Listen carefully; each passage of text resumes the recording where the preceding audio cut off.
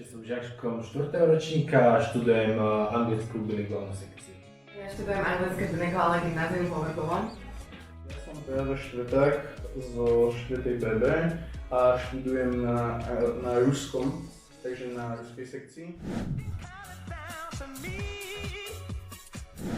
Napríklad ja som sa zúčastnil či už župného rejsu alebo župnej olympiády, tam som vyhral aj prvé miesto pre túto školu. Robievame dramatický krúžok, na ktorom som aj pracoval ako herec, aj som ho polovične režíroval. Celé to o tom chtíči jednotlivca v podstate, lebo keď naozaj chcete sa rozvíjať už v hociakej sfére, tak naozaj v tejto škole sa to dá. Ja som napríklad súčasťou či už debatného krúžku, mám za sebou finále Barsu, mám tiež Zlaté Dofé, alebo som sa zúčastnil na Erasmu, čiže naozaj je tu tá podpora, len jediné čo treba je naozaj chcieť a vyhľadávať takéto aktivity.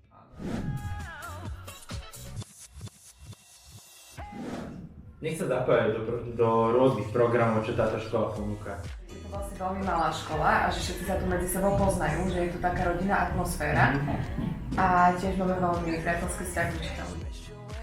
Povedal by som im, že oplatí sa sem ísť aj napriek tomu, že by to niekomu mohlo prísť ťažké, pretože tá škola nás naozaj naučí a spraví z teba intelektuála, ktorý má veľkú šancu v budúcnosti proste byť niekým väčším.